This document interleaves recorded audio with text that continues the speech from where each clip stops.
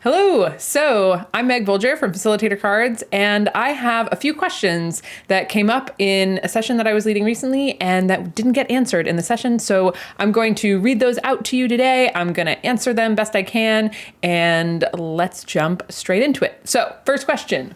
How do you create an environment where participants interact with each other rather than the facilitators? Okay, so how do you create an environment where the participants interact with each other instead of the facilitators? So I think there's a couple of different things that we can do as facilitators that can set people up to interact with each other. One is really obvious, is we can remove ourselves from the situation, which often online means putting them into breakout groups or breakout rooms.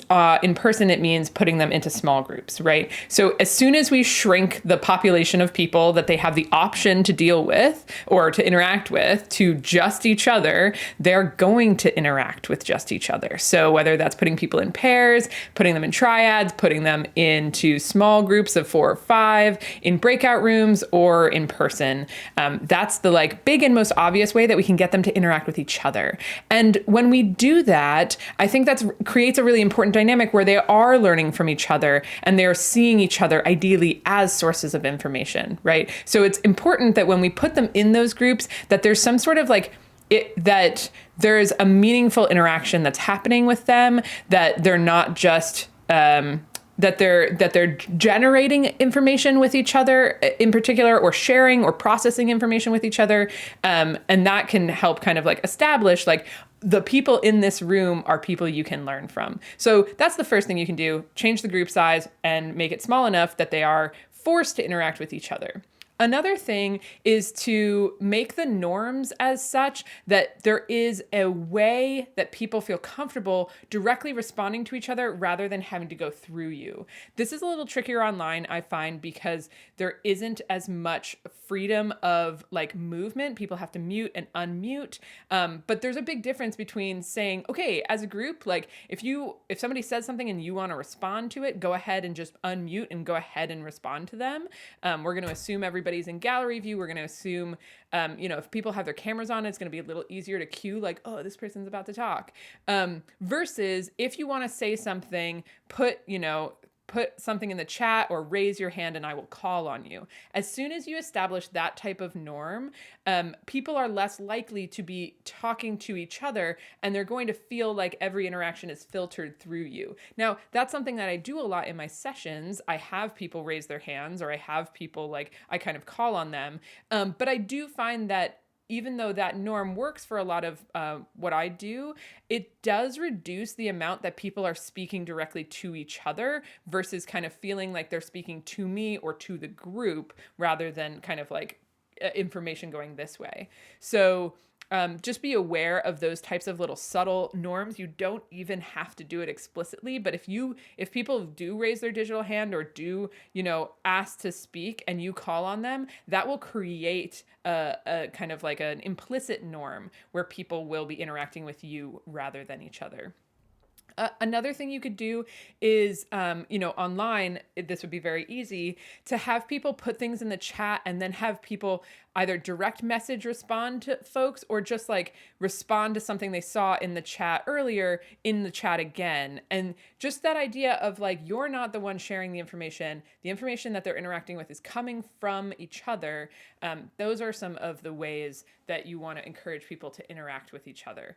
I think that if you're finding yourself wanting to ask that, think about the structures that can help support that or make it easier rather than being come on guys, respond to each other. Instead, if someone says something and no one responds, you could say, okay, take 1 minute, write your response. Then I would love to get a couple of different ideas on the table, right? Create structures that can help them do that rather than hope they're going to do it.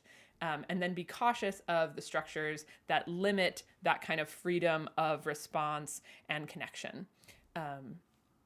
Okay. Okay, so next question.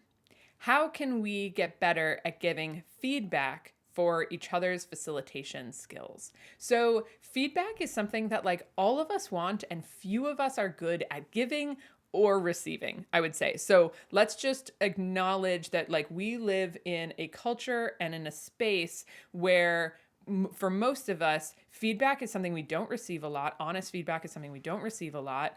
When we do receive it, it can be very like ego challenging for us to like receive that feedback, even though so many of us crave it. So we just need to acknowledge the like backdrop of the giving and receiving feedback, I think, first. So how can we give and receive feedback to each other about our facilitations? So I want to start with a non-answer first, which is, are you giving yourself feedback on your facilitations? If not, that's something that I might start with. There's some articles that I will leave in the description or wherever I can leave links for you that we've written about that. One is a lot of times online, we are recording our sessions. And so we can actually watch our game tapes. We can actually watch how we facilitate, and the wealth of information that will come from watching yourself facilitate is enormous. So I've got an article about how to do that and what I would encourage you to do. And honestly, before getting feedback from other people, I might start with giving feedback to yourself, because it's important to know, like, and to be able to see, are there things that you already know about yourself that you want to improve? Are there specific areas you want to ask about? Are there things you want to check with other people? Sometimes we're not good at grading our own tests. We're not good at understanding, like, do I talk too long? Do I ask good questions? I can't tell. Those are going to be really great places to start, like, inviting specific feedback. Because I think one of the ways that feedback can feel less intimidating is when you are asking for specific types of feedback from particular people. Rather than like, do you have any feedback for me? That can feel like, I can't tell as the person giving the feedback, do you want me to reflect the things you really did well? Do you want me to like show you something you have no awareness of that you could improve? Like, that's a really big question. Do you have any feedback for me? So how can we make that more specific? One, we can know the things that we want to work on personally. There's a structure called Johari's window, which is things that you like, known and unknown. So imagine a grid of four, maybe we'll try to put a graphic up on the screen, but imagine a grid of 4 boxes, right? And it's things that you know and things you don't know, and then things that other people know and things that other people don't know. So feedback is like, a lot of feedback that we can give ourselves is things we know, and some of that is going to have overlap with things that people also know about us or can see about us, right? Then there's things we don't know about ourselves, but that other people can help us see, right? And that's a really wonderful place. And like such a gift of feedback is when people can help you see that. Then there's things you know about yourself that other people don't know. Maybe you know that like something really triggers you and that you are doing a really good job of navigating that, and other people don't know it triggers you because you're doing such a good job of navigating, right? That you can ask specific questions like, hey, did I do this successfully? Or do you feel like I'm waiting enough? And they're like, oh my gosh, absolutely. And you can realize, okay, the things that I'm concerned about aren't even on people's radar because I'm doing such a good job with them, or they don't know I'm struggling, etc. And then the last window of Johari's window, which is the most mysterious, is things you don't know about yourself and that other people don't know about you. And that could be something that maybe participants can see. Maybe it's something that can like move into the other squares in time, but that's not always one that we have control over. So I think in terms of feedback, like understanding what window are you trying to get feedback through, and then let's move into the kind of like second part of the question. How can we get better at giving it? I think let's set ourselves up with structures and timings that feel possible for people to receive it in. So for me, after a session, I often want feedback, but what I really want is for people to just tell me I did a good job.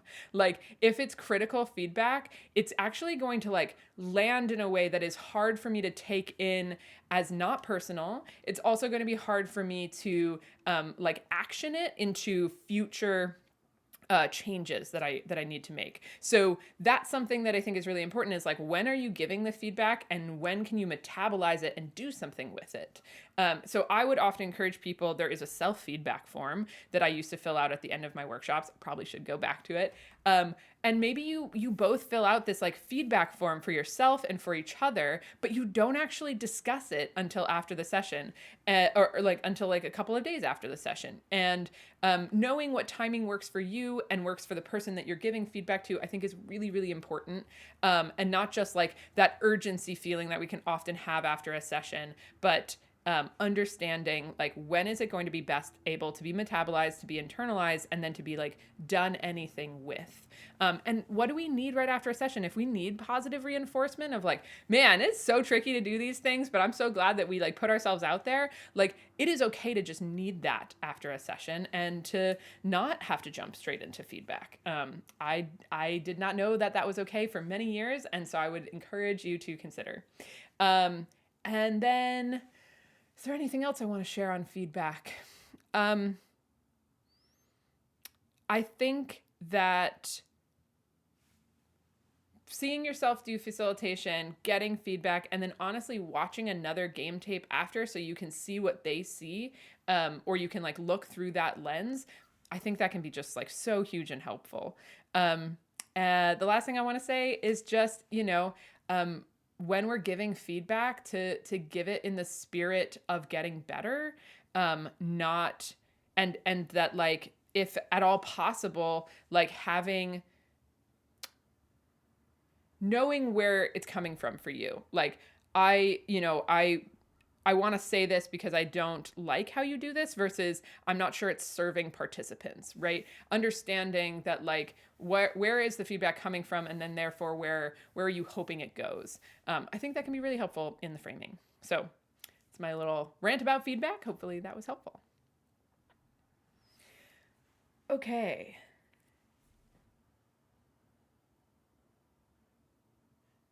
How can I get better at thinking on the fly when I feel stumped when people say something triggering? Okay. How can I get better at thinking on the fly when I feel stumped because people have said something triggering? So there's a couple of things that I would say for this. Getting better at navigating our triggers is an essential facilitator skill.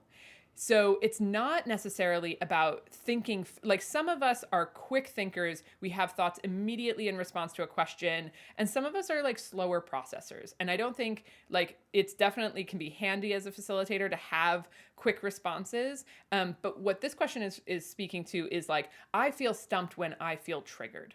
And so my first thought is to encourage you to examine and interact with your triggers and try to unpack them and give yourself tools to navigate them in intentional ways. So Unlocking the Magic of Facilitation, this book right here that I helped co-write, this book has a whole chapter on triggers. And let's see, I'm going to see if I can pull it up here. We created, so there's this model by Kathy O'Bear called the Triggering Events Cycle. And that model is going to help you understand what happens when you get triggered. Because oftentimes it feels like we just get emotionally flooded and overwhelmed. We're not talking about PTSD triggers, just like that emotional flooding and overwhelm and like feeling of like being thrown off our game. That is what happens when we get triggered. And Kathy breaks down like the different steps that happen when that occurs. And then we add in the book, we add a layer to that model called the Triggering Events Traffic Circle, where we create exits that you can get off of this cycle. And all of those exits are different types of strategies for navigating your triggers, right? So if you get triggered by the story that is created in your head, like this person is trying to attack me or this person is intentionally undermining my authority, like that story can really throw us off and shape our reactions to people, right?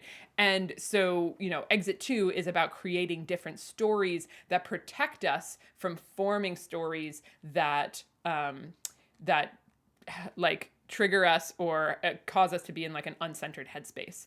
So that could look a lot of different ways. I think of them as like mantras or like kind of like lenses that we use to see all interactions through. So like that's an exit 2 strategy versus like an exit 5 strategy. Exit 5 is just like, how do I not react to somebody who is saying something triggering? And, if I feel stumped, there's a lot of go-to strategies there. One might be passing it off to a co-facilitator. One might be taking a drink of water because it's going to buy you some time without feeling like it's going to buy you 3 seconds, which can sometimes be enough to just like untangle your brain. Sometimes it's about like,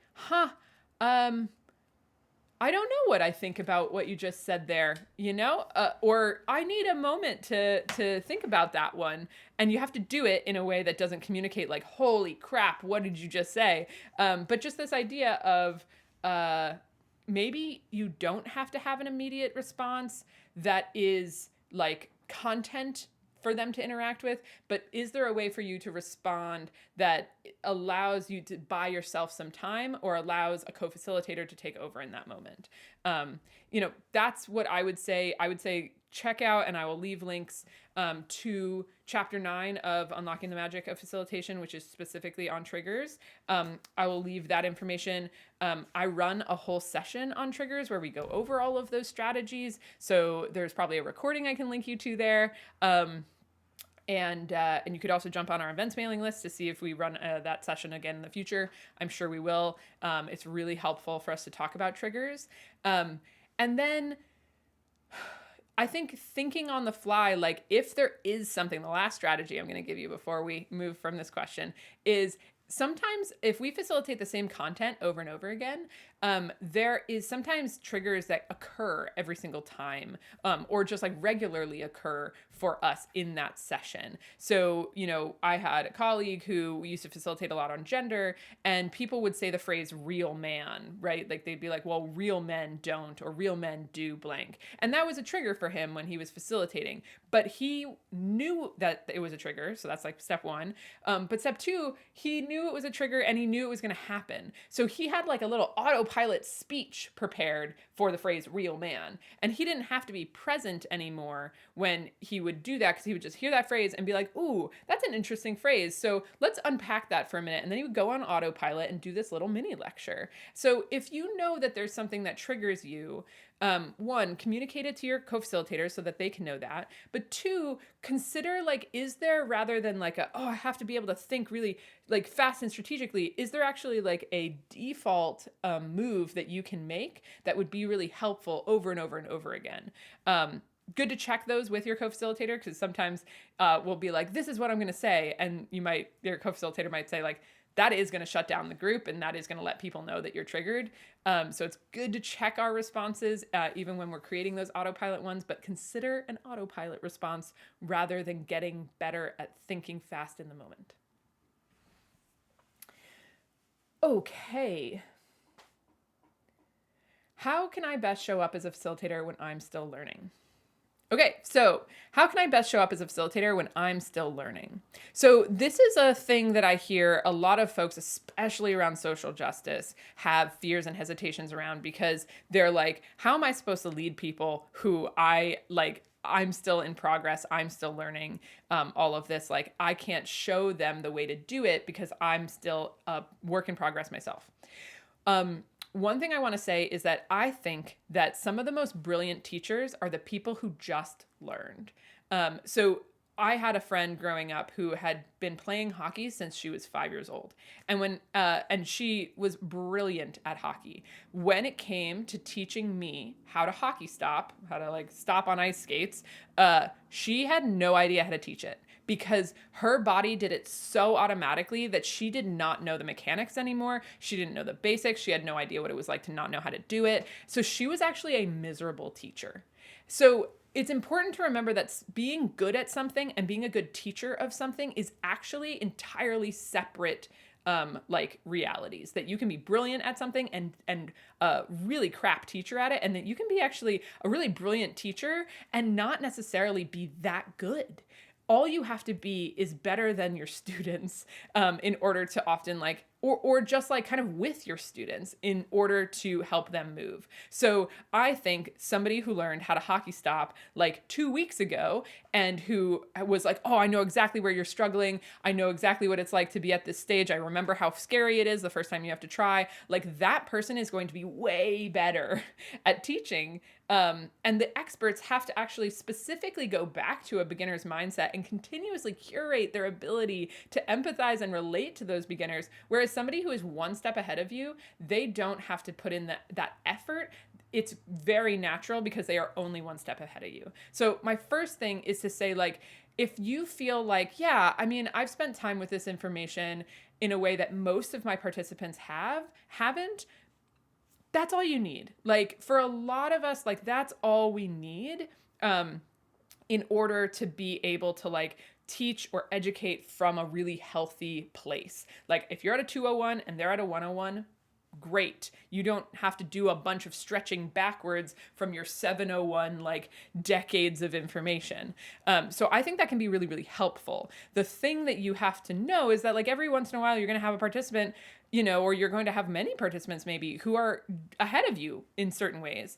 And if your ego and if your kind of like sense of self can weather that and be like, wow, you're right, I hadn't thought about it that way. Or like, I'm really glad that you brought that up because I hadn't considered that. And let that be okay, that being a facilitator is not always the same as being an expert, that, it's about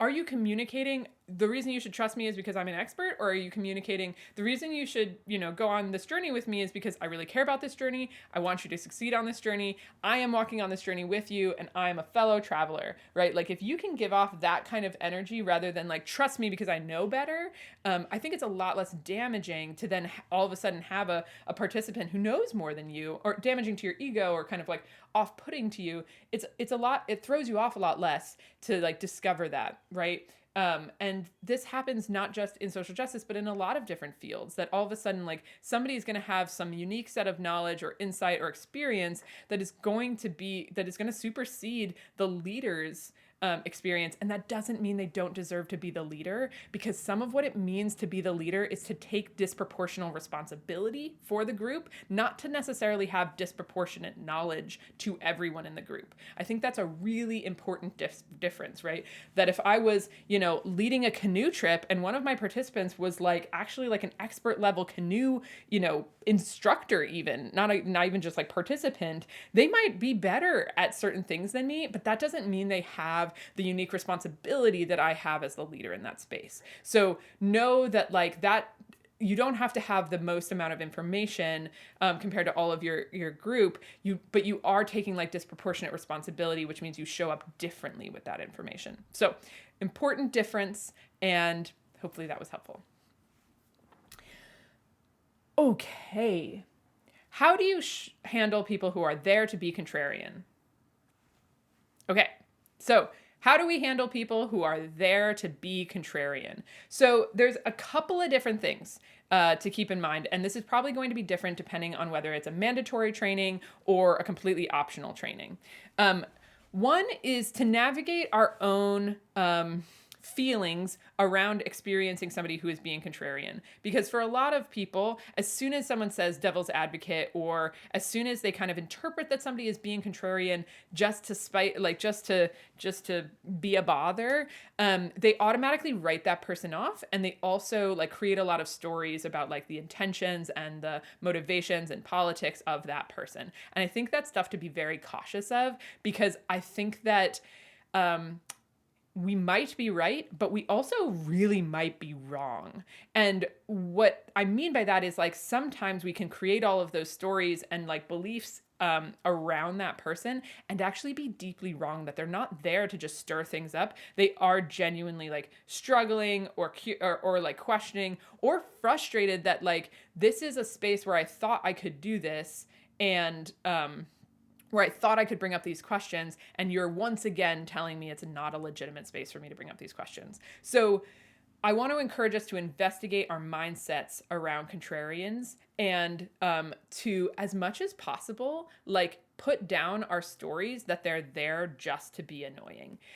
I think that a lot of times, even if that person, so like there might be a person in our workshop who is asking a question that we are like, you don't actually care about the answer. You are just trying to stir stuff up. What I find important to remember is that even if that's true for that person, even if that person is like, I'm just trying to like, be annoying, be the devil's advocate, like, throw this facilitator off, like watch them struggle. Other people in that room might have that question earnestly. And it's very likely that somebody in that room has that question earnestly, or that they're going to interact with people who have that question earnestly, or like that, that's where they're going to get stuck in a conversation one day. So even if I don't answer or address the question for the contrarian, in like, I might be like, you don't care about this answer, but I'm going to answer it as if someone cares about this answer. And there's two reasons I do that. One, I genuinely believe most of the time in the room, there is somebody who genuinely cares about that answer and who feels like it is too socially risky, too like improper, or just too like out there to ask that question, or that they assume people are going to assume this about me if I ask it, even though I genuinely do want to know the answer. So I try to answer as if I'm talking to somebody in the room who genuinely has that question. And even if I don't believe that, I want to answer it as if someone could interact with that person in the future. So I try to change my mindset around it first, and then try to engage with their information, even if it's not for them, but for others. So that's kind of like my first move, and that allows me to answer the question, or to get into their comments in from a really different space. The the other thing that I think is really true is that if somebody is looking for a fight, every once in a while participants show up and they are looking for a fight in our sessions. I think it's really important not to fight them. I think that's one of the most powerful things we can do in that moment. If someone is like, yeah, well, this is not just to like have a better comeback, but it's really important not to fight them, because that's playing in their paradigm, in their world. Like, I want to come at you and I want you to come back at me. And to me, like, maybe we will win. Maybe we will have a better point than them. But we will also likely destroy, we will defeat them in front of people. And that does something, right? Sometimes it's good in that, or rather, sometimes it has the intended outcome of showing people and sharing real information. But if we are fighting them, if we do actually have to win a fight, then other people get this sense of oh wow, maybe I could end up doing that and provoking that and losing. And there's a winner and loser dynamic, which to me is not what we want to be creating as facilitators or people who are in group dynamics. We don't want to create a winner and loser dynamic. So I think it's really important to not fight people. To try to get out of the way of that energy, to investigate that energy, and then to relate in a completely different plane. So if somebody's coming at you with content, but you're wow, this is coming at it from an emotional place. This is a really, I can see that this is coming from an emotional place, relating to their emotion level instead of their content level. That would be changing the paradigm, taking the fight out of the ring and being how about we play in the sandbox, right? So I think it's important to consciously know what paradigm we are playing in and engaging with our participants in. And to me, as much as possible, I don't want a winner-loser dynamic, which means I don't want to fight somebody. That doesn't mean I'm not going to say my point or I'm not going to disagree with them, right? But I first want to change the rules of engagement. I want to try to stand next to them and be so here's what I see when I look at what you're looking at, versus here's why you're wrong. I think that dynamic, fight is a really hard place to not have a winner and loser. And so I think you need to change that dynamic before, as much as possible, before engaging with the content of what they're saying. And then you can say things well, here's where I disagree with what you just said, but it's not in a like, let me show you, why you're wrong. I think it's once you've changed that fight dynamic to a different playground, then you can respond differently, but also address the original point that they brought up. Okay. I mixed a lot of metaphors there, but hopefully that was useful. What and where are places for lecture in diversity, equity, and inclusion work? So I think it's really important to think about, let's think about the difference, right, between lecturing, teaching, and facilitating. Those are different modalities of engaging a group in some sort of learning experience or journey, and they're going to accomplish really different things for different people. When you're facilitating, you're getting the knowledge from the room into the room. You are sourcing people's different experiences, different opinions, different viewpoints on something. And that, when that's what's needed, wow, we really need a variety of voices, of understandings, of experiences, of ideas in the room, then that's when you need to facilitate. When we want to share information from a source, like an intentional source, whether that's an author, whether that's a speaker, whether that's a podcast, a movie, whatever it is, we want to share some chunk of information so that everyone in the room has that same information to start from. And maybe it's information that a lot of people in the room don't have yet, or you want to shape or curate in a particular way. That's the place for lecture. If people are like, I don't know what it's like to be a refugee, you couldn't ask them to do that empathy exercise of imagine they don't have that place to start from. So a lecture or a story or a film from a one-way communication piece from that perspective would be really important. So I think it's about what is the type of information that we're trying to communicate, and identifying when that's going to allow people to shape their own thoughts. I think a lot of times people think lectures are on how to what to think. And I think that can feel very belittling. And I think that's where people have a lot of resistance of this is what you need to think. I think we should be cautious of that. But if we do lectures as here's how people understand this, or this is how this group of people understand it or experience it, or this is what these words mean, this is what these concepts are about, all of those are basically data for people to use and filter and use to shape their own thinking. So I think that's the really appropriate place for lectures. I think where lectures are inappropriate, or rather, I think where they're, and where perhaps they're most ineffective in DEI, is telling people how to think, now that you have this data, this is what you should do. And when they are morally condemning, bad people do this, good people do this. I know it might seem extreme, but a lot of stuff actually breaks down that way. Versus this is a set of actions and these are the consequences of those actions, on people. And then kind of hoping isn't the right word, but more understanding that people need to make sense of that on their own, and do what they want or integrate that information by themselves. So that's my initial thoughts on places for lectures in DEI. I guess the last thing I want to say is when people don't want to participate. If people don't want to participate, if they're nope, it is too socially risky, I am too new to this, it is too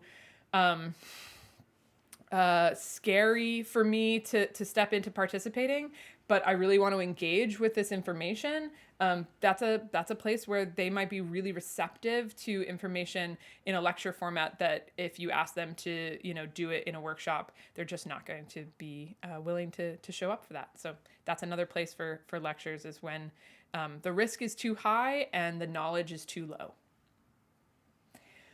Okay, last question. Navigating participants who are triggered and highly emotional. Okay, so how do we navigate participants who are triggered and highly emotional? So I think there's a couple of things to think about. For me, when a participant is really emotional or triggered, I need to think about I need to be balancing what they need with the good of the group, because I'm responsible to the collective as a facilitator. This is something I believe, that we are responsible for the health and well-being of the group, not just to any one particular individual. So a lot of times in spaces that most of us are running, like, big emotions are not what that container is built for. There are spaces where that is exactly what the container is built for. I know somebody who went to a session one time where there was a mattress in the corner for people to collapse on when they were crying. That is a container that is built for big emotions. That is a container that is said, big emotions are welcome here, and this is a space for you to experience them and process them. Most of us do not run those spaces. So, and if you're probably not asking this question because you're I know exactly what to do. I have built these structures and these nets and these expectations around that. So I'm going to assume for most of us who are asking this question, we are in containers where people being highly emotional and people being triggered is really disruptive to the good of the group and feels very scary for the kind of collective nervous system of the group.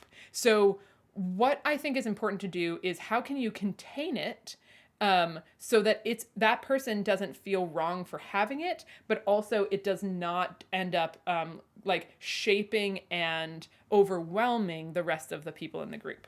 So my thought is often first to just name it, right? To say, I'm seeing some folks having big emotions, or Cheryl, it looks like you're having a really big emotion right now. And oftentimes it can be tempting to give that person the mic and be why don't you tell us what's coming up for you? But they're doing that from a big emotional place, right? And that can be a tricky place to invite more of that energy in. So I might say acknowledge it and then container it. So it might say I'm going to check in. I want us to take 2 minutes right now. I'm going to check in with you, see how things are going. I want all of us to just take a 5-minute break, or to check in with ourselves by journaling, and just give a pause, create a beat for some of that check-in to happen, and for some of that emotion to be thoughtfully worked with. Because it's not that you might decide after that 2-minute check-in, I would love you to share what caused you to be emotional, or what's really affecting you right now. I think that's important for the group, if it is. And I want to make sure that you don't end up with an emotional or vulnerability hangover from this experience. Because oftentimes sharing what is coming up for us with the group in live time can be in the moment, we can be that's really important to do. And later be oh my gosh, that was actually too much. So I might say why don't we come back to this? Or why don't, if that person isn't able to kind of settle out a little bit in that 2 or 5 minute break, then I might say, I'd like to come back to this at this point, or I'd like to give you a little more space to process this, because it's uncommon for the group to be the place for them to do that processing if it's triggered, right? Because triggered is a disproportionate reaction, and something that is also very deeply personal to something that is not actively happening in the room, or it's related to something that's happening in the room, but it's it's hitting big roots, right? So those are going to be some of my first moves when somebody is triggered and highly emotional, is to create a little bit of buffer for them, so that they can process and feel into that without having to act in front of people. Because when we're in a group, all of a sudden all eyes are on us, and that can be really, really challenging and kind of further that trigger. Yeah. I think those are going to be my initial moves, and then making decisions whether it's appropriate to go into it or not. And there's going to be times where it's not. And there can be moments where you can say I see this is really affecting you. That is totally legitimate for you to have a really big emotional experience.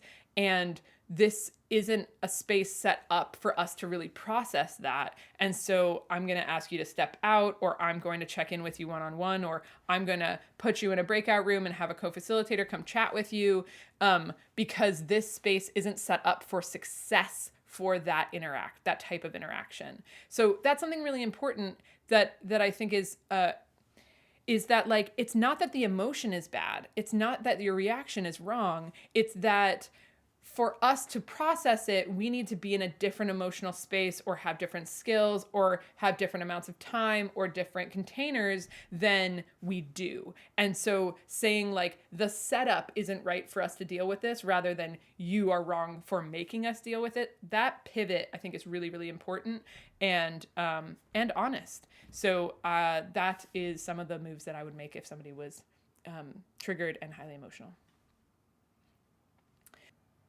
Okay, that's going to do it for today and the questions we have so far. If you have more questions for us, we will leave a place below for you to drop those questions. You can always drop them in the comments as well. Yeah, thanks for tuning in, everyone, and happy facilitating.